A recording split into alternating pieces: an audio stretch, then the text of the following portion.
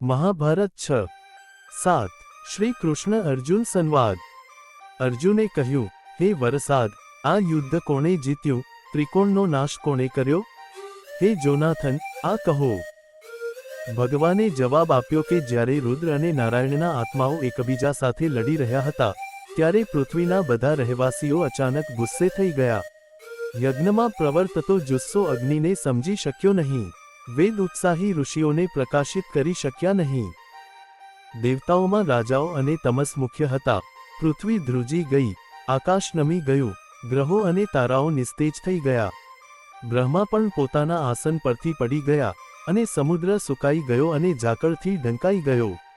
હે પાંડુ, જ્યારે આ બધું થઈ રહ્યું હતું, ત્યારે દેવતાઓ અને મહાન ઋષિઓથી ઘેરાયેલા બ્રહ્મા ટૂંક સમયમાં તે સ્થાન પર પહોંચ્યા। બહાર આવીને ચાર મુખવાળા રુદ્રએ પ્રણામ કર્યા અને કહ્યું, જગતના રહેવાસીઓ ધન્ય થાઓ। નિરાકાર, અજાણ, વિશ્વનો સર્જનહાર, સર્જક, અનન્ય, સર્જનહાર, શુદ્ધ અને નિર્દોષ તેનું શુભ સ્વરૂપ કહેવાય છે। ધર્મના વંશમાં જન્મેલા આ બે મહાદેવો, નર અને નારાયણે કઠોર તપ કર્યું। તેમની કૃપાથી હું કોઈ કારણસર જન્મ્યો છું। હે પિતા, તમે શાશ્વત છો, તેમના ક્રોધથી હું પૂરું સૃષ્ટિમાં જન્મ્યો છું। હે પરોપકારી, મને, દેવતાઓ અને ઋષિઓને સંતુષ્ટ કરો, અને તેમને તરત જ સંતુષ્ટ કરો। દિવ્ય જગતમાં શાંતિ થાઓ। બ્રહ્માએ આમ કહ્યું અને રુદ્રે ક્રોધની અગ્નિ છોડી દીધી। પછી તેણે દેવતાઓ અને નારાયણને શાંત કર્યા। તેઓ સૌથી શક્તિશાળી અને તેજસ્વી પહેલા શરણાગતિ સ્વીકારી। પછી ક્રોધ અને વિજયના 12 દેવતાઓ શાંત થયા અને રુદ્રમાં જોડાયા। બ્રહ્માંડના ભગવાન હરિએ ઋષિઓ, બ્રહ્મા અને દેવતાઓ દ્વારા પૂજવામાં આવતા ઉત્તર દેવો સાથે વાત કરી। જે તમને જાણે છે તે મને જાણે છે, જે તમને અનુસરે છે તે મને અનુસરે છે। આપણામાં કોઈ ફરક નથી। તમારે તેના વિશે વધુ વિચારવું જોઈએ નહીં। હવેથી મારી છાતી પરના ભાલાના નિશાનનું નામ શ્રીવત્સ રાખવામાં આવશે। મારા હસ્તચિહ્નથી તમને પણ શ્રીકંઠ કહેવામાં આવશે। ભગવાન કૃષ્ણએ આગળ કહ્યું, આમ તમારા શરીર પર આ બે નિશાન લગાવીને અને એક અનોખી મિત્રતા જાળવી રાખીને બે ઋષિઓ રુદ્ર સહિત દેવતાઓને તેમના સ્થાનો પર મોકલશે અને તપસ્યા કરશે। હે રાક્ષસ, મેં તમને કહ્યું છે કે યુદ્ધ કેવી રીતે અને કોણે જીત્યું। મેં ઋષિઓ દ્વારા કહેવામાં આવેલ મારું ગુપ્ત નામ અને તેનો અર્થ સમજાવ્યો છે।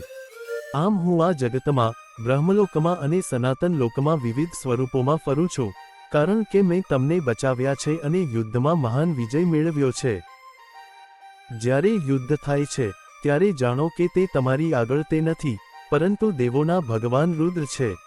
મેં તમને કહ્યું છે કે તે સમયનો સ્મૃતિ કરતા અને ક્રોધ આપનાર છે। તમે તમારા શત્રુઓને માર્યા નથી, તેમણે તેમને માર્યા છે। અજોડ શક્તિશાળી, દેવોના ભગવાન અને બધાના ભગવાન ભગવાનને નમસ્કાર। નર અને નારાયણ સાથે વાતચીત। શૌનાગરે કહ્યું, હે સુધાનંદ, તમારા દ્વારા કહેવામાં આવેલી મહાન વાર્તા સાંભળીને બધા ઋષિઓ આશ્ચર્યચકિત થઈ જશે। હે સુધાકુમાર, હે સુધાના પુત્ર, ભલે તેઓ ઋષિઓના બધા આશ્રમોમાં જાય અને બધા પવિત્ર જળમાં સ્નાન કરે, અથવા શુભ નારાયણની વાર્તા સાંભળે, જેમણે આપણને બધા પાપોથી મુક્ત કર્યા, તો પણ તે તેમને લાભ કરશે નહીં। ચાલો આપણે શુભ નારાયણની વાર્તા સાંભળીએ, જેમણે આપણને બધા પાપોથી મુક્ત કર્યા અને જે શરૂઆતથી જ શુદ્ધ હતા। કોઈ પણ દેવતા અથવા ઋષિ માટે ભગવાન બ્રહ્મા નારાયણ સમક્ષ હાજર થવું મુશ્કેલ છે, જેમની પૂજા સમગ્ર બ્રહ્માંડ કરે છે।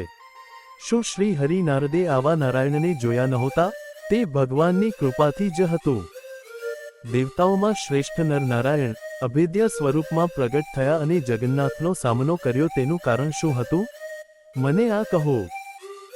સૌતીએ કહ્યું, હે સૌનક, જ્યારે જન્મેજય તે યજ્ઞ અને અન્ય ધાર્મિક વિધિઓ વિધિવત રીતે કરી રહ્યા હતા, ત્યારે રાજેન્દ્રએ ભગવાન અને તેમના પ્રપૌત્ર ઋષિ કૃષ્ણપાયન, વેદોના સ્ત્રોત, ને નમ્રતાપૂર્વક પૂછ્યું। શ્રાદ્ધદ્વીપથી પાછા ફર્યા પછી અને ભગવાનના શબ્દોનું સ્મરણ કર્યા પછી દિવ્ય ઋષિ નારદે શું કર્યું? બદ્રી આશ્રમમાં પહોંચ્યા પછી અને બે ઋષિઓને મળ્યા પછી તેઓ ત્યાં કેટલો સમય રહ્યા? તેમણે કઈ વાર્તાઓ સાંભળી? શક્તિશાળી બ્રાહ્મણે મહાભારત, લાખો શ્લોક ધરાવતા જ્ઞાનના સમુદ્રને જ્ઞાનના સળિયાથી અલગ કર્યો, ઘીમાંથી દહીં, મલયચલમાંથી ચંદન, વેદમાંથી આરણ્યક અને ઔષધિઓમાંથી અમૃત. તપનિત્ય, હું તમને નારાયણની વાર્તા નથી કહી રહ્યો, તે આ સમગ્ર શાસ્ત્રનો સાર છે. તે ભગવાન છે, ભગવાન છે, ભગવાન છે. તે બધા જીવો અને આત્માઓના સર્જનહાર છે. ઓ મહાન દ્વિજસત, નારાયણનો મહિમા કેટલો મહાન છે, જોવા માટે ખૂબ જ દુર્લભ. બ્રહ્મા પહેલા કલ્પનામાં આવે છે, પછી બધા દેવતાઓ, ઋષિઓ, ગંધર્વો અને બધા જીવો તેમાં પ્રવેશ કરે છે. મારું માનવું છે કે પૃથ્વી પર કે સ્વર્ગમાં કંઈ પવિત્ર નથી. બધા ઋષિઓના આશ્રમોમાં જવાથી કે બધા તીર્થોના પવિત્ર જળમાં સ્નાન કરવાથી નારાયણની વાર્તાઓ સાંભળવા જેવું પરિણામ મળતું નથી. આપણે બ્રહ્માંડના ભગવાન, બધા પાપોના નાશ કરનારની વાર્તાઓ સાંભળીને પવિત્ર બનીએ છીએ. એમાં કોઈ આશ્ચર્ય નથી કે શક્તિશાળી ધનંજયને વાસુદેવની મદદથી મહાન સફળતા મળી. જો બ્રહ્માંડના ભગવાન વિષ્ણુએ તેમને આ રીતે મદદ કરી હોય, તો તેમને 3 લોકમાં શું ખોટ હતી? હે શ્રેષ્ઠ બ્રાહ્મણો, આપણા બધા પૂર્વજો ધન્ય હતા કારણ કે જનાર્દન તેમના કલ્યાણ અને સમૃદ્ધિની કાળજી લેતા હતા. જે ભગવાનની તપસ્યાથી દુનિયા પૂજા કરે છે તેમણે આપણને તેમના દર્શન આપ્યા છે. આપણા પૂર્વજોએ ક્યારેય હરિને આવા પવિત્ર આભૂષણોથી શણગારેલા જોયા નથી. બ્રહ્માના પુત્ર નારદ તેમના કરતાં પણ વધુ ધન્ય હતા. મારું માનવું છે કે અમર નારદ કોઈ સામાન્ય જ્ઞાની ઋષિ નહોતા. તેમણે શતદ્વીપ જઈને શ્રી હરિના દર્શન કર્યા નહોતા. એ સ્પષ્ટ છે કે તેમને તે ભગવાનની કૃપાથી જ દર્શન મળ્યું હતું. ભગવાનના અખંડ સ્વરૂપના દર્શન કર્યા પછી શું તેઓ નર નારાયણના દર્શન કરવા માટે બદ્રી આશ્રમ પાછા ફર્યા હતા? હે મહર્ષિ, આનું કારણ શું હતું? બ્રહ્માજીના પુત્ર નારદ, જે શતદ્વીપથી નિવૃત્ત થયા હતા, તેઓ બદ્રી નામના આશ્રમમાં આવ્યા અને બંને ઋષિઓના દર્શન કર્યા. તેઓ ત્યાં કેટલો સમય રહ્યા? તેમણે કયા પ્રશ્નો પૂછ્યા? શ્વેતદ્વીપથી પાછા ફર્યા પછી તે મહાન ઋષિ નર નારાયણે શું કહ્યું? તેમણે હજુ પણ એ જ વાત કહી. નારદે નરનારાયણને જોયા. વૈષ્ણપાયને કહ્યું, અનંત તેજસ્વીતાના ભગવાન વ્યાસને નમસ્કાર. તેમની કૃપાથી જ હું ભગવાન નારાયણની આ વાર્તા કહી રહ્યો છું. હે રાજા, નારદ શ્રીદ્વીપ ગયા અને અક્ષય શ્રીહરિના દર્શન કરીને મેરુ પર્વત પર પાછા ફર્યા. તેમણે જે કહ્યું હતું તે તેમણે પૂરા હૃદયથી પૂર્ણ કર્યું. હે રાજા, પછી ઋષિએ આશ્ચર્યચકિત થઈને કહ્યું, હું આટલી લાંબી મુસાફરી પછી અહીં સુરક્ષિત રીતે પહોંચી ગયો છું. મેરુ પર્વતથી કંઠમંડન પર્વત તરફ ઉડાન ભરીને તેઓ ઝડપથી સ્વર્ગ તરફ ઉગ્યા અને અચાનક એક વિશાળ મેદાનમાં ઉતર્યા. પછી તેમણે તે 2 મહાન ઋષિઓને જોયા જેમણે મહાન તપસ્યા કરી હતી, મહાન પ્રતિજ્ઞાઓ લીધી હતી અને ભગવાનને સમર્પિત હતા. તે સૂર્ય કરતાં વધુ તેજસ્વી હતું જે સમગ્ર વિશ્વને પ્રકાશિત કરે છે. તેઓ પૂજ્ય ઋષિ શ્રીવત્સનું ચિહ્નથી શણગારેલા હતા. તેઓએ જડિત તાળાઓ પહેર્યા હતા. તેમના હાથમાં હંસના નિશાન અને પગમાં ચક્રના નિશાન હતા. પહોળા સ્તન, લાંબા હાથ, 4 અંડાકાર આંખો, 60 દાંત, 8 દાંત, પવિત્ર અવાજો, સુંદર ચહેરા, પહોળા કપાળ, સુંદર ભમર, જડબા, નાક અને છત્રી જેવા માથા આ તે લોકોના લક્ષણો હતા. ઋષિઓ બંનેને જોઈને ખુશ થયા. તેમણે પણ નમન કરીને પૂછ્યું, તમે ઠીક છો? તે મહાન પુરુષને જોઈને તેમણે મનમાં વિચાર્યું, તે સભામાં હાજર બધા જ જીવો જ નહીં, પણ આ મહાન ઋષિ પણ નમન કરે છે. તે તેમની તરફ ફરીને તેમની સામે શુભ મુદ્રામાં બેઠા. હે મુક્તિ! સવારની સુગંધથી ભરેલા તે ઋષિઓ તેમના સવારના ધાર્મિક વિધિઓ પૂર્ણ કર્યા પછી તેમના આસન પર બેઠા. જ્યારે તે ત્રણેય બેઠા ત્યારે તે સ્થાન યજ્ઞની અગ્નિની જેમ યજ્ઞ અગ્નિથી ભરાઈ ગયું. પછી નારાયણે આતિથ્ય સ્વીકાર્યું અને આનંદમાં આરામ કરીને નારદને કહ્યું, તમે અમારા બંનેના પરમ સનાતન ભગવાનને જોયા છે. શું તમે તેમને સફેદ ટાપુ પર જોયા છે? નારદે તેમને કહ્યું, મેં એવા ભગવાનને જોયા છે જે ધનવાન, સર્વવ્યાપી અને અમર છે. બધા માણસો, દેવતાઓ અને ઋષિ છે. આ સમયે પણ જ્યારે હું તમને બંનેને, જે શાશ્વત છે, જોઉં છું, ત્યારે હું તેમને જોઉં છું. હરિમાં જે ગુણ સૂક્ષ્મ સ્વરૂપમાં હતો તે તમારા બંનેમાં પ્રગટ થાય છે. હું તમને બંનેને તે ભગવાનથી અલગ જોઉં છું. તમારા બંને સિવાય તેમની સમાન કોણ હોઈ શકે? ખ્યાતિ, કીર્તિ અને સદ્ગુણથી સંપન્ન? તે ભગવાને મને સંપૂર્ણ ધર્મ, જ્ઞાનના સિદ્ધાંત અને તેમના ભૂતકાળ અને ભવિષ્યના અવતાર વિશે કહ્યું. ગોરા લોકો છે, 5 ઇન્દ્રિયોથી રહિત, બુદ્ધિશાળી અને તે પરમાત્મા પ્રત્યે સમર્પિત. તેઓ હંમેશા તે ભગવાનની પૂજા કરે છે, તે તેમની સાથે રમત કરે છે. ભક્તો ભગવાન અને તેમના પ્રિયજનો પ્રત્યે અત્યંત સમર્પિત હોય છે. શું તે પ્રિય નથી? બ્રહ્માંડના રક્ષક, સર્વવ્યાપી ભગવાન માધવના ભક્તો હંમેશા તેમની સાથે રમત કરે છે. શું તે ભગવાન નથી? શું તમે પ્રેમ કરો છો? ભગવદ્ ગીતા, તે ભગવાન છે, કારણ, પરિણામ. તે પરમ શક્તિશાળી પ્રકાશ છે. તે કારણ, વ્યવસ્થા, કાયદો છે, વિશ્વના મહાન વિજેતાઓ છે. સિદ્ધાંત પ્રમાણે, તેઓ સફેદ ટાપુ પર પોતાના પ્રકાશથી પ્રકાશિત થઈને તપસ્યામાં સ્થિત રહે છે. તે આત્મા ત્રણેય લોકમાં શાંતિ ફેલાવે છે. તેઓ સમજદારીપૂર્વક રાત્રે ઉપવાસ કરે છે. ત્યાં સૂર્ય ગરમી પડતો નથી, ચંદ્ર ચમકતો નથી. તેઓ એક પગ પર, હાથ જોડીને, ઉત્તર તરફ મુખ કરીને ઊભા રહે છે. તેઓ શંખવેદનો પાઠ કરે છે અને તપસ્યા કરે છે. બ્રહ્મા, ઋષિઓ, સાચા પશુપતિઓ, અન્ય મહાન દેવતાઓ, રાક્ષસો, સર્પો, સુવર્ણ દેવતાઓ, ગંધર્વો, સિદ્ધો, રાજઋષિ નિયમો અનુસાર શું? બધા ગીતો અને સ્તુતિઓ ગાઈને તે ભગવાનના ચરણોની પૂજા કરે છે. ભક્તો એકાંતમાં રહે છે, ભગવાન પર પોતાનું મન સ્થિર કરે છે અને કાર્યો કરે છે અને ભગવાન પોતે તેમને પોતાના માથા પર ધારણ કરે છે. 3 લોકમાં જ્ઞાની અને શ્રેષ્ઠ કરતાં તેમને કોઈ પ્રિય નથી. તેથી હું તેમનો અનન્ય ભક્ત બન્યો છું અને હું અહીં આવ્યો છું કારણ કે તેમણે મને મોકલ્યો છે. ભગવાને પોતે કહ્યું છે, તેથી હું હંમેશા તેમની સાથે અને તમારી સાથે છું.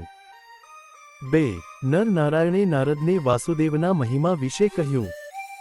નારાયણે કહ્યું, તમે ભાગ્યશાળી છો, તમે ભાગ્યશાળી છો, તમે તે ભગવાનને જોયા છે. બ્રહ્મા અને કમળ આંખવાળાઓએ પણ તેમને જોયા નથી. હે નારદ, પરમાત્માને જોવું ખૂબ જ મુશ્કેલ છે. અમે જે કહી રહ્યા છીએ તે સાચું છે. તેમના ભક્તો કરતાં તેમને કોઈ પ્રિય નથી. તેથી, હે દિવ્ય પ્રકાશ, તેમણે તમને દર્શન આપ્યા છે. હે દિવ્ય પ્રકાશ, આપણા બે સિવાય કોઈ પણ પસ્તાવો કરનાર પરમાત્માના તે સ્થાન સુધી પહોંચી શકતું નથી. તે સ્થાન હજારો સૂર્યોના તેજ જેટલું ભવ્ય છે. તે સ્થાનથી તે શાસન કરે છે. હે વિપ્રાણ, વિશ્વમાં ધીરજ ઉત્પન્ન થાય છે તે ભગવાનમાંથી જેણે વિશ્વનું સર્જન કર્યું છે. હે ધીરજની શક્તિમાં સર્વોચ્ચ. રસ ઉત્પન્ન થાય છે તેમાંથી જે બધા જીવોનું કલ્યાણ ઈચ્છે છે. તે રસમાંથી નિરાકાર પદાર્થ વહે છે. તે સ્થાનથી નિરાકાર પ્રકાશ ઉત્પન્ન થાય છે. સૂર્ય તેજથી ભરેલો છે. તે વિશ્વ પર શાસન કરે છે. તે પરમાત્મામાંથી આકાશ ઉદ્ભવે છે. તે વાયુમાંથી તે સમગ્ર વિશ્વમાં વહે છે. તે ભગવાન, જે બધા જ જગતના સ્વામી છે, તે શબ્દનો ઉદ્ભવ છે. તે જળ આત્મામાંથી અનંત આકાશ છે.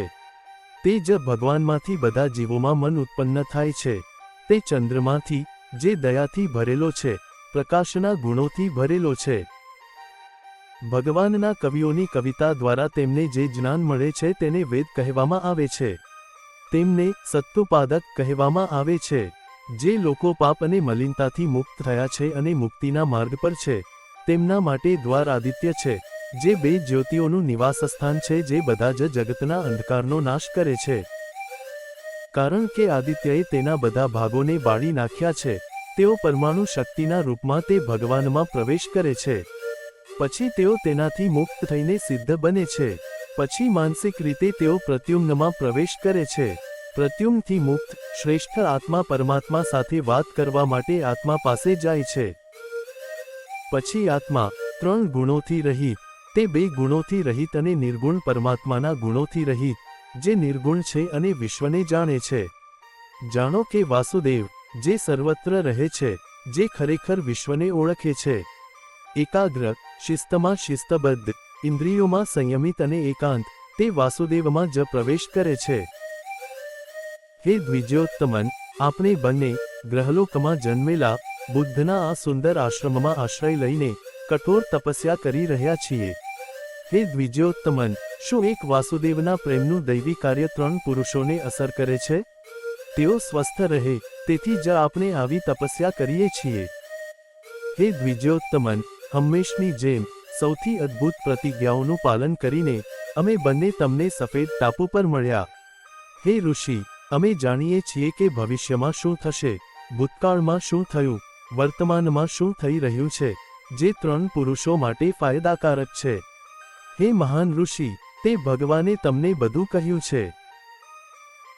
વૈશંપાયને કહ્યું, કઠોર તપસ્યા કરી રહેલા 2 પુરુષોના શબ્દો સાંભળીને નારદે નારાયણ વિશે ઘણા મંત્રો ઉચ્ચાર્યા. તે પૂજનીય દેવતા અને તે બંનેની પૂજા કરી અને હજારો વર્ષો સુધી નરનારાયણના આશ્રમમાં રહીને નારાયણની સ્તુતિ કરી. મહાભારત 7 ચાલુ રહે છે.